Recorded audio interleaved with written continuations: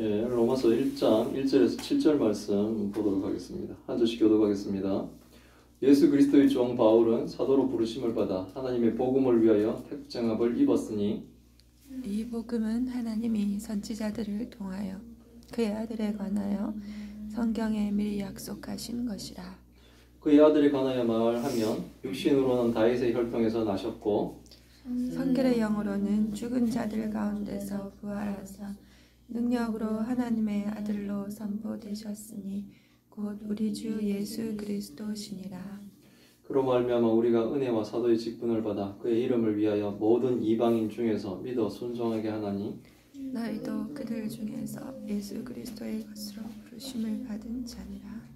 다 같이 읽겠습니다. 로마에서 하나님의 사랑하심을 받고 성도로 부르심을 받은 모든 자에게 하나님 우리 아버지와 주 예수 그리스도로부터 은혜와 평강이 있기를 원하노라. 아멘. 예, 오늘의 말씀 제목은 복음을 알아야 합니다 라는 제목으로 말씀을 나누려고 합니다. 오늘은 추수감사절기죠. 진정한 추수는 우리가 뭡니까? 하나님의 성도들이 하나님의 장막에 다 이렇게 거두어 들여지는 것이 진정한 추수가 아닌가 이런 생각을 하면서 저희가 출애굽기를 마치고 이제 로마서를 시작하며 구원론을 통해 진정한 추수감사절기를 좀 시작했으면 좋겠다라는 생각을 했습니다. 우리 좀 이게 로마서를 통해서 우리가 복음이 무엇인지를 확실히 좀 배우기를 바랍니다. 1절에서 로마서의 저자는 예수 그리스도의 종 사도 바울이다 라고 이제 이렇게 하죠. 바울은 바울서신적 이제 편지죠. 편지들을 남기면서 맨 앞에 인사글을 통해 내가 이 편지를 썼다라는 것을 이렇게 밝힙니다.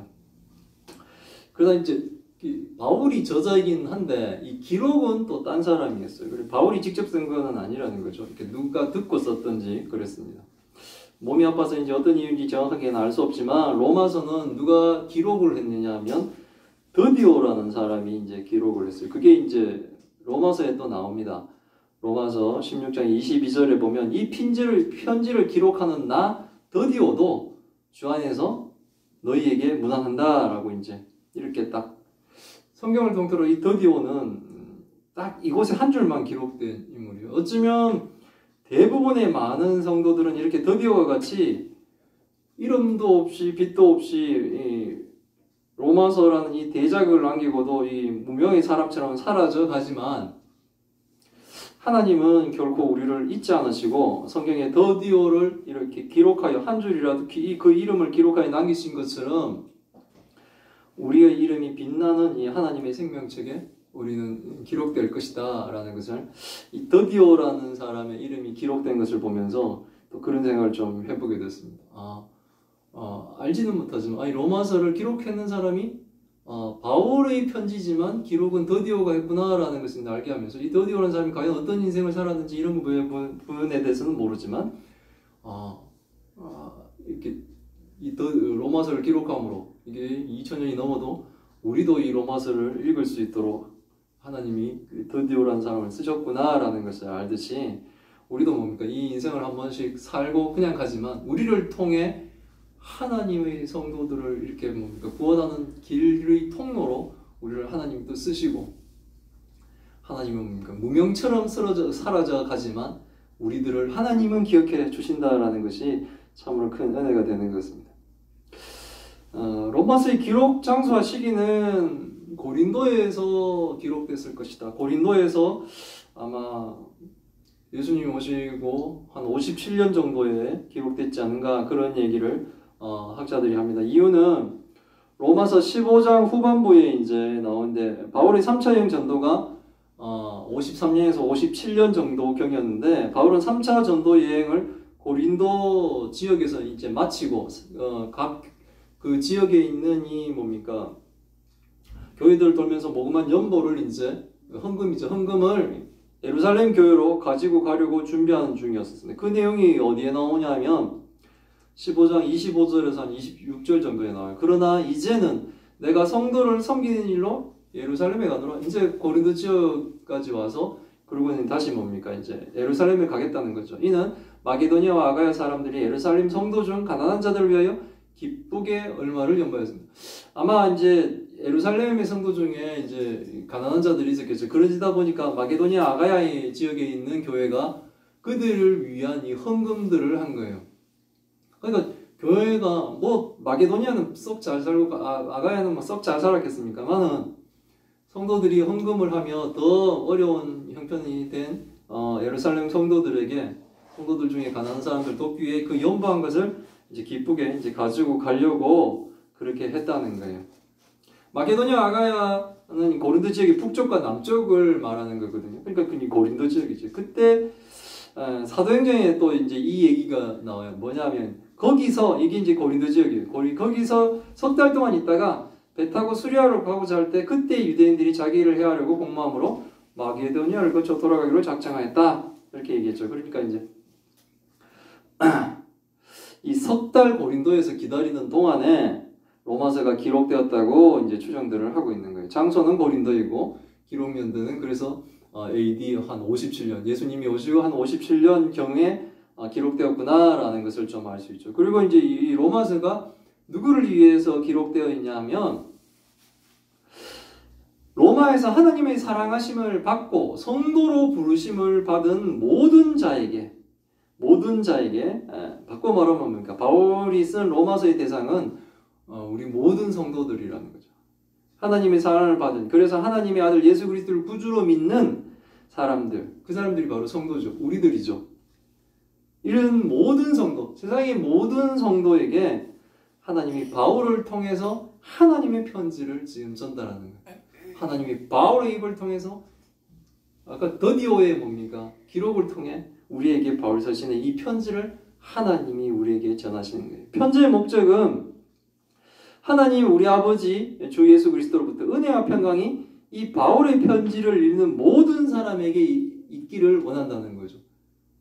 평강이 없는 사람들에게 이 바울의 편지를 통해 로마서를 통해 하나님 우리 아버지와 주 예수 그리스도로부터 그 은혜와 평강이 그들에게 있기를 원한다는 거예요. 그러니까 성도들이 은혜와 평강 가운데 있지 않는 성도들도 이 편지를 통해 하나님 아버지 그리고 예수 그리스도로부터 오는 그 은혜와 평강을 사람들이 다 누리기를 원한다라는 거죠. 그러니까 이 뭐 대상과 목적이 이렇게 이제 다 드러나게 됩니다.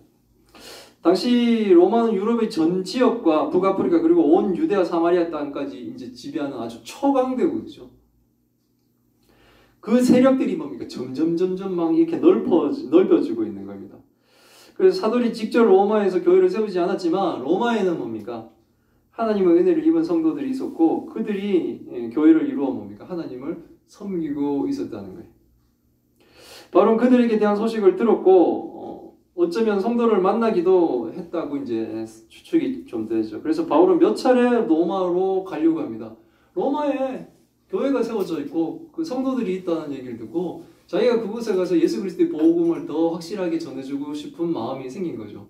교회가 있는 곳이면 어디든지 찾아가서 하나님의 복음, 예수 그리스도의 복음을 막 전하고 싶은 이 바울의 마음이었지만 하나님은 이 로마로 가는 이 바울의 길을 막으셨습니다. 그래서 이유는 정확하지 않지만 모든 것이 다 뭡니까? 하나님의 계획이죠. 그래서 우리가 하나님을 섬기고 있게 막 살고 있지만 우리가 생각한 뜻대로 안 풀릴 수가 있죠. 뭐 교회가 막 부흥이 막 되고 막 이런 것이 하나님을 위한 일인데 하나님이 왜 그 길을 막으실까? 뭐 이런 의문을 뭐 수년째 하고 있죠. 그렇지만 그 모든 것 가운데 우리는 하나님의 계획 가운데 있다는 것을 알면 돼요. 우리가 이상한 짓을 하지 않는 거예요. 성경 외에 다른 것으로 우리가 이상한 것을 하지 않고 제대로 된 참교회와 참성도의 삶들을 살아가고 있다면 우리는 뭡니까? 하나님이 계획 가운데 있는 거예요. 바울이 로마로 가서 그 로마에다가 복음을 막 선포하고 로마가 뭡니까? 그 유럽과 북아프리카 전 지역을 뭡니까? 막 이렇게 퍼져나갈 때 바울을 통한 하나님 예수 그리스도의 복음이 막 퍼져나가는 것이 더 좋겠다라고 생각하지만 그렇게 하지 않으시고 로마로 바울이 몇 번이나 가려고 하는 것을 하나님이 막으시고 결국은 바울은 로마에 어떻게 가느냐면 잡혀서 가게 돼요. 감옥으로 가게 됩니다. 그리고 거기서 순교를 하게 되는데 그럼에도 불구하고 바울을 통해 예수 그리스도의 복음은 뭡니까? 사실 지금 보면 전 세계에 퍼져 있죠. 우리가 하나님 뜻은 잘 모릅니다. 하지만 우리가 하나님의 계획 가운데 있음을 우리가 분명히 좀 아시기를 바랍니다. 그것이 우리의 위로가 되기를 바랍니다. 그래서 바울은 어쨌든 자기가 로마로 가려고 하는 이런 것들이 막히니까 예루살렘으로 가기 전에 이제 고린도에서 만나고 싶어 로마에 있는 성도들에게 먼저 편지를 좀 전하지 않았는가 이런 생각이 좀 듭니다. 그러니까 이 편지를 1차 독자는 뭡니까? 로마에 있는 성도들이죠. 로마에 있는 성도들. 로마에서 하나님을 믿고 있는 성도들에게 이 편지를 고린도에서 만났겠죠. 뭐 로마에서 왔습니다. 뭐 이런 사람들이. 그 사람들에게 편지를 좀 보내려고 하지 않았는가 이런 생각을 해봅니다. 근데 이제 목적이 있을 거 아닙니까? 왜 바울은 이 편지를 써서 하려고 했는가 이런 부분. 그 중요한 이유가 한 두 가지가 있습니다.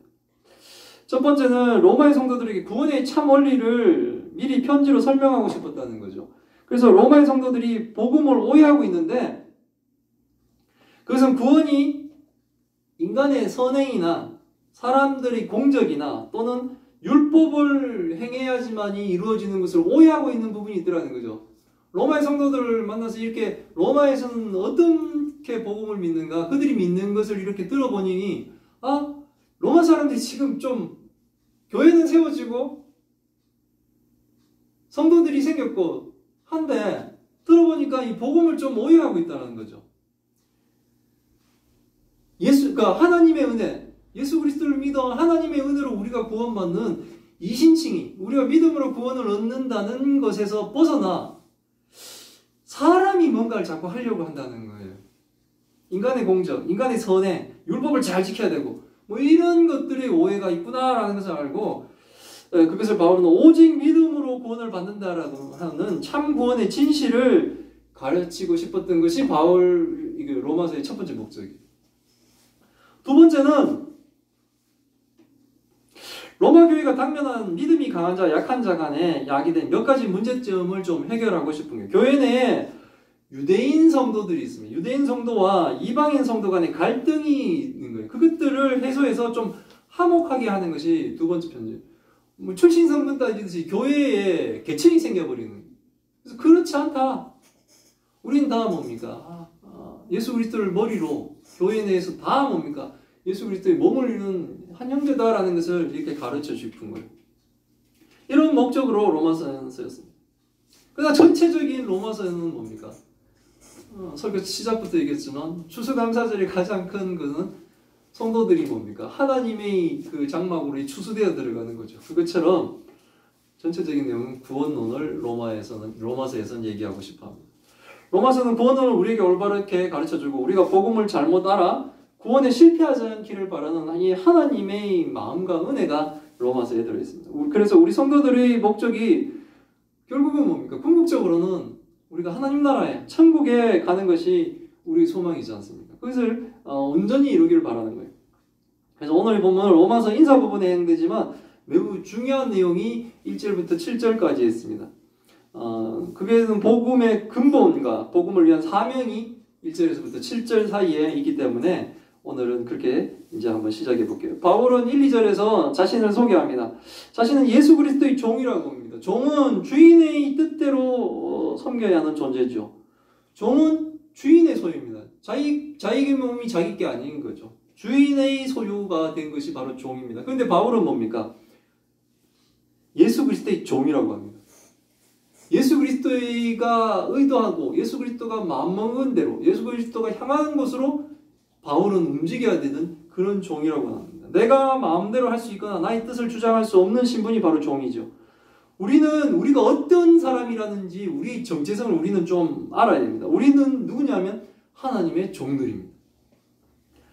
목사만이 주의 종이 아니라 성도 모두가 다 주의 종인 겁니다. 종의 신분인데도 하나님은 우리를 뭡니까? 친구로 삼아주시고 양자로 아들로 삼아주시고 또 신랑의 입장에서는 신부로 삼아주신 겁니다. 종인데 그렇게 하나님은 우리를 대우해 주시는 거예요. 이건 큰 은혜죠. 그러나 우리가 하나님의 뜻에 순종하며 살아야 된다는 종임을 분명히 알아야 되는 거예요. 내가 양자니까 이제 하나님의 권세를 막 휘둘러 버리고 막 그런 식으로 하면 안 된다는 거죠. 교회는 권위가 있어야 되겠지만 권위주의로 뭡니까? 사람한테 군림하고 있는 계급이 있다면 그 교회는 뭡니까? 병등교회예요. 잘못된 교회죠. 하나님도 종인 우리를 친구로 삼아주시고 양자로 삼아주시고 신랑이 신부를 삼아주듯이 그렇게 하는데 교회 간에 계층이 있다면 그것은 뭡니까? 잘못된 거죠. 그건 병든 거예요. 우리에게 그렇게 해주시는 건 큰 은혜죠. 그럼에도 불구하고 우리는 우리가 종이다라는 것을 분명히 알아요. 바울은 그것을 확실하게 합니다. 바울은 뭡니까? 모든 그러니까 아시아, 소아시아 지역과 그 예루살렘 교회를 포함한 그 당시 이방인 지역에 있는 교회에서는 바울은 뭡니까? 엄청난 존재겠죠. 그럼에도 불구하고 뭡니까? 바울은 자신은 종이다라고 표현을 하고 있습니다. 단지 부르심에는 그 역할들이 있죠. 바울은 사도로 부르심을 받았고 저는 목회자로 이렇게 부르심을 받았고 누구는 선교사로 누구는 장로로 누구는 집사로 다 각각의 부르심을 받은 역할이 있습니다. 그러나 목적은 뭡니까? 모두 예수 그리스도를 증거하는 증인의 삶이 우리의 목적이 되어야 된다는 겁니다. 바울은 부르심을 받고 택정함을 입었습니다. 왜 부르시고 택하셨냐 하면 하나님 나라의 복음 때문에 그렇습니다. 예수 그리스도의 복음을 위해서 그렇게 택함을 받은 겁니다. 이 복음은 이미 하나님이 선지자를 통해 성경에 미리 약속하셨다라고 합니다. 구약의 많은 선지자들이 복음을 전했습니다. 그 복음은 바로 예수가 그리스도다라는 것을 전하는 겁니다. 그래서 이 복음은 하나님이 선지자들을 통해 그의 아들에 관하여 성경에 미리 약속한 것이다. 시작은 벌써 창세기 3장 15절에서부터 시작했죠. 여자의 후손 뱀의 머리를 밟을 것이다. 벌써 수천 년부터 얘기한 것이 지금 뭡니까? 이루어져 있다는 거예요. 그러면서 그의 아들이 예수를 설명하면 육신은 다윗의 혈통에서 나셨다라고 합니다. 누가복음 18장 39절을 보면 예수님이 가실 때 소경이 막 소리치는 사람들이 막 잠잠하라고 막 그러니까 그 소경은 참지 못하고 더욱 소리질러 뭐냐면 다윗의 자손이여 나를 불쌍히 여기소서 막 이렇게 얘기합니다. 이 매우 중요한 내용을 그 소경이 선포한 거죠. 남유다가 망하고 다윗의 혈통은 사실 다 사라져 끝났습니다.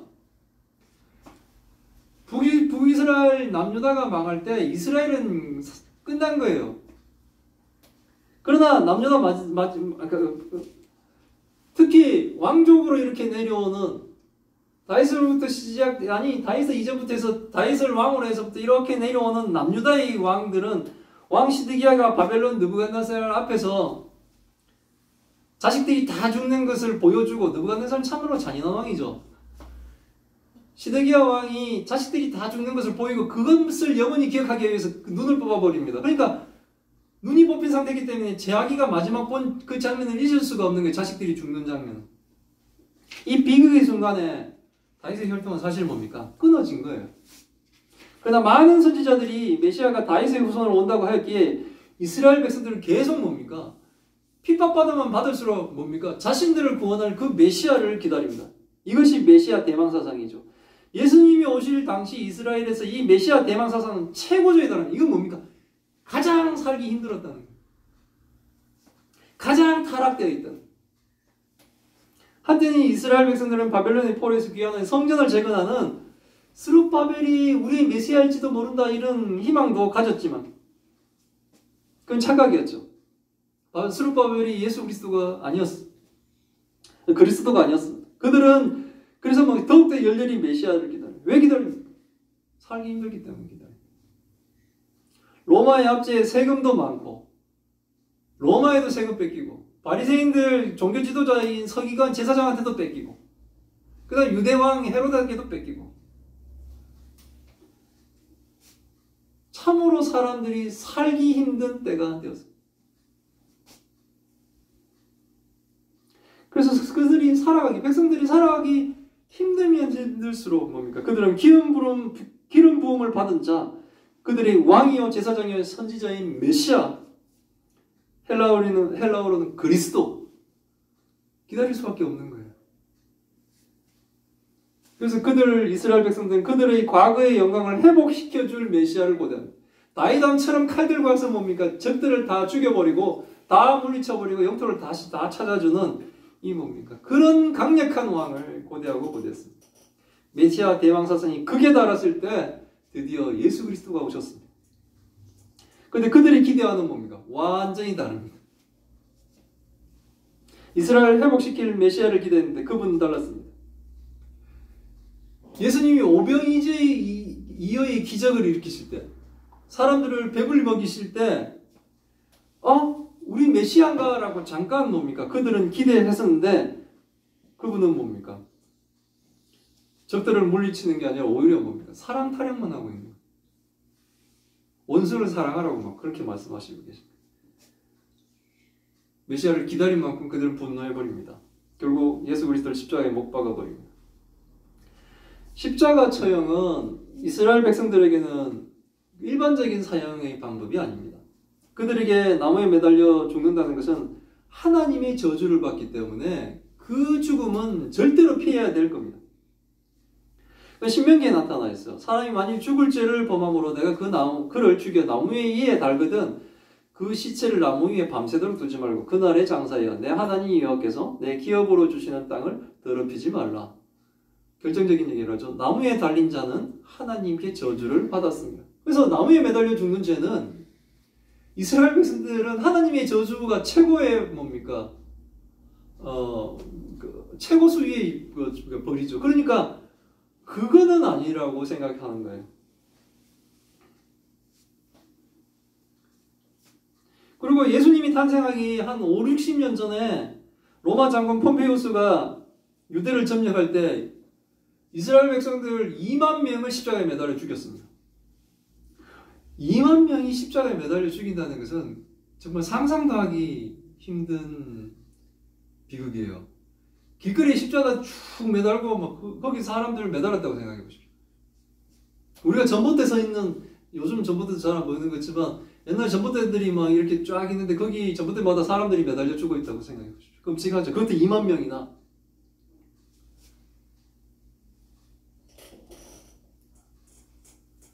잠실 야구장이 몇만인가? 5만인가 2만이야. 거기에 가득 찬 사람들이 다 죽었다고 생각해 보십시오. 그것도 십자가에 매달려. 이 십자가의 끔찍함은 죽음이 얼마나 무서운 죽음인가를 유대인들은 아주 뼈저리게 체험을 했습니다. 인구가 몇 명이었는지 저는 잘 모르겠는데 2만 명이면 집안에 그렇게 처형된 사람과 연관되지 않은 집이 없을 만큼 그 뭡니까? 폼피우스의 잔인함은 아주 극악했습니다. 바울이 예수 믿는 그리스도를 핍박하고 스테반 집사의 죽음에 가편투표를 한 것은 누구보다도 바울이 구약을 잘 알기 때문에 그렇습니다. 바울은 당시 예루살렘의 유명한 랍비 가마리엘의 제자라서 그는 신명기의 내용을 잘 알고 있습니다. 그래서 바울의 생각에는 십자가에 매달려서 죽은 예수는 하나님의 저주를 받은 사람인데 그 하나님의 저주를 받은 사람이 우리의 메시아가 될 수는 없다라고 생각할 수밖에 없는 거예요. 그래서 도저히 바울은 예수님을 그리스도로, 메시아로 인정할 수가 없습니다. 그래서 바울은 누구보다도 뭡니까? 예수를 믿는 사람들을 핍박하는 데 앞장을 섰던 거예요. 구약을 잘 알기 때문에. 나무에 매달린 자는 하나님의 저주를 받는 자. 하나님의 저주를 받은 자가 어떻게 우리의 메시아가 될 것인가? 그 사람, 하나님의 저주를 받은 자를 믿는 사람을 핍박할 수밖에 없는 거예요. 하나님을 대적할 때 바울은 예수를 믿는 사람을 핍박한 것이 아니라 누구를 핍박한다고 했어요? 하나님을 핍박한 거죠. 그러나 하나님이 그의 눈에 허물을 벗겨주니까 그는 뭡니까? 새로운 눈을 뜹니다. 새로운 눈을 뜨니 이제 뭡니까? 예수 그리스도가 눈에 들어오는 거예요. 예수 그리스도의 복음이 제대로 보이는 거예요. 하나님의 은혜로 그 눈에 허물을 벗겨주니까 우리에게도 뭡니까? 예수 그리스도를 정말 믿을 수 있는 그 마음을 하나님이 허락하시면 정말 믿는 거예요. 저는 자연과학을 했습니다. 그래서 믿겨지지가 않았어요. 성경에 상세기 1장을 못 넘어가겠어요. 지금도 뭡니까? 박물관이나 이런 데 가면 주르륵 막 화석도 있고 뭡니까? 원숭이부터입니까? 주르륵 해서 사람 되는 그림도 있고 그리고 여러 가지들이 있는데 근데 지금 하나님 나의 눈에 허물을 벗겨주니 저는 뭡니까? 뭐 원숭이부터 쭉 이렇게 사람으로 커가는 이런 그림들이 도저히 믿어지지가 않고 이제는 뭡니까? 성경에서 말하는 하나님 말씀이 다 믿어집니다. 그게 참으로 저에게는 은혜입니다. 그렇게 못 믿겠던 사람이 이제는 다 믿어집니다. 새로운 눈을 뜨니 이제 예수님이 그리스도라는 것을 바울은 전파하지 않을 수 없게 된 겁니다. 예수님이 우리에게 드러나면 성도된 사람들은 예수님을 전하지 않으면 견딜 수가 없어야 된다는 거예요. 목숨을 걸고 예수를 주로 고백하는 사람에게 하나님은 그의 능력을 나타내시는 거예요. 하나님과 아버지를 아는 자는 아들밖에 없고 아들만이 그 하나님 아버지를 누구에게 나타낼지 그 결정권은 오직 뭡니까? 아들에게만 있습니다. 그러므로 오직 예수 그리스도를 통해서만이 우리는 그 나라에 들어갈 수 있는 겁니다. 하나님 나라에는 예수님을 통하지 않고는 못 들어갑니다. 그러니 예수는 시대에 지났고 뭐 자기가 말하는 걸 믿어야 된다고 하면 다 가짜입니다. 그게 바로 다 이단들이죠. 다른 이름과 다른 방법을 주지 않았습니다. 절대로 우리의 공로로 천국에 갈 수 없습니다. 우리가 40일, 100일 금식 기도하면 천국의 문고리도 잡지 못합니다. 내가 30년 믿었네, 내가 40년 믿었네. 우리 집안에 3대째, 4대째 장모 집안이고 내가 목사이다. 뭐 이런 것들이 우리 구원에 도움이 되지 않습니다. 우리의 구원은 오직 예수 그리스도를 통해서만이 구원을 받을 수 있습니다. 그래서 베드로가 고백했고 우리도 고백하는 예수가 그리스도시요 하나님의 아들이시다 라는 이 고백, 이게 복음이며 이것이 매우 중요한 우리의 뭡니까? 신앙의 고백이 되어야 된다는 거예요. 예수님은 다윗 가문의 장자로 태어났습니다. 물론 동령녀에게 나셔서 예수 그리스도와는 피도 섞이지 않았지만 족보상으로서는 뭡니까? 다윗 가문의 혈통을 통해 태어났습니다. 이것은 2절에 하나님이 선지자를 통해 미리 약속한 것을 이루신 겁니다. 예언을 성취시키기 위해서 그렇게 태어나신 겁니다. 그리고 예수님이 하나님의 아들 되시면 언제 확정되고 드러나냐 하면 예수님이 죽으시고 부활하셔서 그게 드러납니다. 부활로 하나님의 아들됨이 세상에 완전히 선포되었던 겁니다. 예수가 그리스도시요 살아계신 하나님의 아들이심을 확신하게 되온 바울은 어떻게 될까요?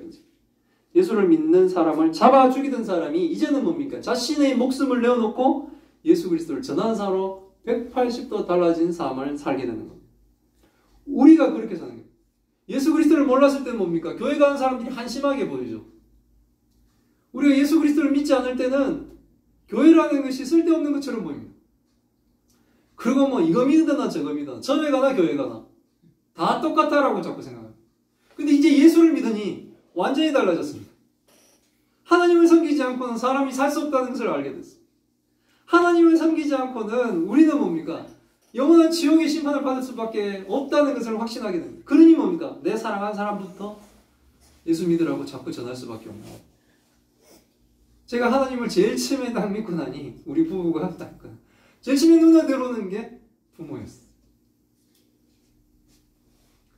뭐 세계의 복음화 뭐 이런 그게 중요한 게 아니라 내 가까운 사람이 좀 빨리 믿었으면 하는 생각이 내 마음을 힘들게 했었어요. 막 조급하게도 했었어요. 막 연세는 막 들어가죠. 시간은 없는 것 같죠. 믿으라고 하면 신경질 자꾸 내죠. 정말 하나님의 은혜를 구할 수밖에 없는 그런 상황과 시간들이 지나가셨습니다. 하나님은 또 뭡니까? 지나고 보니까 은혜를 또 다 베푸셨어요. 우리 장모님 여기 계신 게 저는 너무나 기뻐요.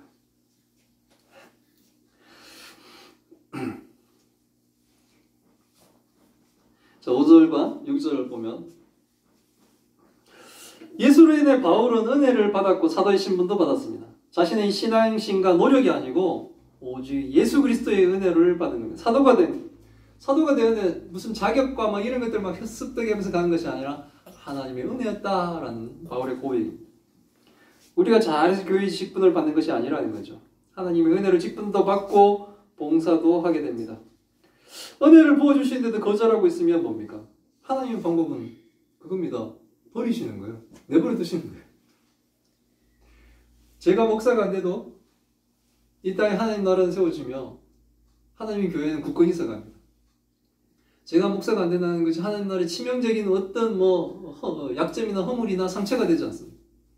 그럼에도 불구하고 하나님이 은혜로 저를 목사로 세워주신 거예요. 하나님 편에서는 이득이 없을 수 있어요. 제 편에서는 엄청난 이득이 됩니다. 우리 정신과 육체가 피폐하도록 하나님은 뭡니까? 하나님이 부르시는 거 이런데 거절하면 그냥 내버려 두시는 거예요. 바울은 자신이 사도된 이유도 알고 있습니다. 그는 이방인의 선교사가 바울의 사명이었습니다. 이스라엘 백성 외에 구원이 있다는 것은 성경이 4,000년 동안 감추었던 비밀입니다. 하나님이 모든 인류를 구원하시는 것이 계획이신 것은 당시에는 엄청난 사고의 전환이 일어나야 되는 거예요. 유대교가 자기네들끼리만 구원이라고 생각하는데 하나님이 다른 이방인들도 할례받지 않은 이방인들도 구원하신다 라는 것을 생각하려고 그러면 이게 사고의 전환이 일어나야 돼요. 그래서 뭡니까? 베드로도 실수를 했던 거예요. 베드로도 바울의 비난을 받는 일을 했던 거예요. 그러나 바울은 정확하게 자신의 사명을 알았으며 고백합니다. 예수 이름을 위하여, 그의 이름을 위하여 모든 이방인 중에 믿어 순종하게 하는, 예수 이름을 위해 모든 이방인 중에 믿어 순종하게 하는 것이 자신의 사명이다라는 것을 바울은 뭡니까? 확실하게 알았습니다. 그의 전도로 이방인들은 하나님을 알고 믿어 순종하게 되었습니다. 이방인이었던 우리도 예수를 믿고 하나님께 순종하는 성도가 될 수 있게 하신 것, 이게 바울로부터 출발하게 하신 거예요. 근데 5절에 의문이 생겼습니다. 믿어 순종하게 하나니라는 것에서 우리가 믿은 다음에 순종하는 것인가? 아니면 믿는 것이 순종인가? 라는 거예요. 이거 타번역 여러 가지들 보면 순종하고라고 번역하는데 영어도 성경에서는 믿음의 순종으로 이렇게 또 나와 있기도 합니다. 이런저런 번역본으로 구별이 정확하지 않은데 믿음이 순종인 것 같아요. 저는 믿으면 순종하게 된다가 아니라 우리가 믿는 것 자체가 하나님께 순종하는 거예요. 믿었기 때문에 순종한다면 조건이 붙는 거죠. 근데 예수가 그리스도인 것이 믿는 것이 하나님이 순종이라서 믿음이 곧 순종이 되는 거예요. 이게 더 맞는 것 같아요. 그래서 예수를 믿는 것이 뭡니까? 우리는 하나님께 최고의 순종이 되는 거예요. 믿지 않고 자꾸 자신의 행위에 의지하는 것, 그 자체가 불순종이라는 겁니다. 6절은 우리가 어떤 사람인가를 나타냅니다. 우리가 누구인가? 우리는 예수 그리스도의 부름을 받은 사람입니다. 예수님이 우리 한 명 한 명을 다 기억하고 불러주신 거예요. 더디오도 잊지 않고 하나님이 성경의 한 줄로 그 더디오라는 사람을 기억하신 것처럼 무명인 우리들을 하나님은 다 기억하고 계십니다. 그래서 우리가 주일 이 시간에 이렇게 예배를 드리며 앉아있을 수 있도록 하나님이 우리를 기억하시고 다 불러주신 겁니다. 하나님이 우리를 다 불러주시고 기억하신 거예요. 그것을 좀 아시고 힘들어하지 말기 바랍니다. 잊혀진 존재가 아니라는 겁니다. 마지막 7절입니다. 바울은 7절에서 로마의 성도들에게 성부와 성자 하나님으로부터 은혜와 평강을 기원합니다. 은혜라는 것은 받을 자격이 없는 사람에게 주어진다는 겁니다. 하나님이 아무 조건 없이 무조건으로 부어주신 것이 바로 은혜입니다. 내가 뭘 해서 하나님이 나에게 은혜를 준 것이 아니라 받을 자격이 없는데도 불구하고 하나님이 우리에게 구원을 주셨어요. 평강은 이 땅에서 받는 것이 아니라 하나님 나라에서 받는 겁니다. 그러나 이 땅 가운데 은혜가 임했으므로 우리가 평강을 누릴 수가 있는 거예요. 하나님 나라에서만 누릴 수 있는 그 평강을 성도는 은혜를 받았기 때문에 이 땅에서도 뭡니까? 누릴 수 있게 하나님이 허락하신다는 거예요. 이 은혜가 2000년 전에 이 편지를 받는 로마 교회의 성도들에게만 지금 주어지는 걸까요? 결코 그렇지 않습니다. 우리도 하나님의 사랑하심을 받고 성도로 부르심을 입었습니다. 그러면 우리도 하나님의 은혜와 평강을 받을 수 있는 하나님의 사랑하는 성도입니다. 그리고 사실 예수 그리스도를 구주로 영접하신 모든 성도에게는 이미 그 은혜와 평강이 와 있습니다. 단지 우리가 누리지를 못해서 그렇습니다. 하나님은 계속 하나님의 말씀으로 누리라고 말씀하십니다. 그래서 복음이 기쁜 소식입니다. 예수께서 그리스도이신 것과 그분이 나무에 달려 죽으시고 부활하신 것이 우리에게는 다 은혜가 되는 겁니다. 그 하나님의 은혜 가운데 우리가 있음을 알게 하시고 아시고 하나님이 주신 그 은혜와 평강을 누리시는 저희가 다 되길 바랍니다. 기도하겠습니다. 하나님 감사합니다. 오늘 바울의 로마서 편지를 통해 우리에게 복음이 무엇인지 다시 한번 확인시켜 주시니 감사합니다. 바울이 로마의 성도들을 위해 쓴 편지이지만 오늘날 우리에게 보내시는 하나님의 편지임을 고백합니다. 우리가 예수 그리스도를 통해 구원받은 성도임을 잊지 않게 하여 주옵소서. 우리가 하나님의 은혜를 받은 성도로서 우리에게 주신 사명을 우리가 온전히 이룰 수 있도록 주님 우리를 인도하여 주옵소서. 내게 주신 은혜를 다른 불신자들에게도 예수가 그리스도임을 고백할 수 있도록 저희가 전할 수 있는 성도의 역할을 온전히 감당할 수 있도록 하나님 우리를 붙들어 주옵시고 인도하여 주옵소서. 사명을 감당할 때 하나님이 함께 하시고 그 사명 때문에 저희가 구원받았음을 늘 잊지 않고 명심하게 하옵소서. 어디를 가든지 무엇을 하든지 우리가 하나님의 복음을 전하는 교회와 성도임을 잊지 않게 하시고 저희로 자유하며 하나님이 부어주신 복을 누리며 이 땅에 임한 하나님의 은혜와 평강의 삶을 누리며 살 수 있도록 하나님 은혜를 내려주옵소서. 추수감사절기를 아버지 지낼 수 있도록 허락하심에 감사드립니다. 지금까지 지켜주신 하나님, 풍성한 추수를 허락하신 하나님, 남은 날도 저희가 하나님의 장막에 들어가는 날까지 최선을 다하여 살 수 있도록 주님 도와주옵소서. 또 병관 중에 있는 하나님의 딸을 기억하여 주옵시고 하나님이 그 고난 가운데서도 그 딸을 붙들고 사랑하고 있음을 알게 하셔서 그 마음의 평강과 위로를 허락하여 주옵시고 하나님이 기적 같은 은혜를 또 베풀어 주셔서 많은 이들이 하나님을 고백하게 하여 주옵소서. 우리가 하나님의 영광을 볼 수 있게 하여 주옵소서. 이 모든 말씀 우리 주 예수 그리스도의 이름으로 기도드리옵나이다. 아멘.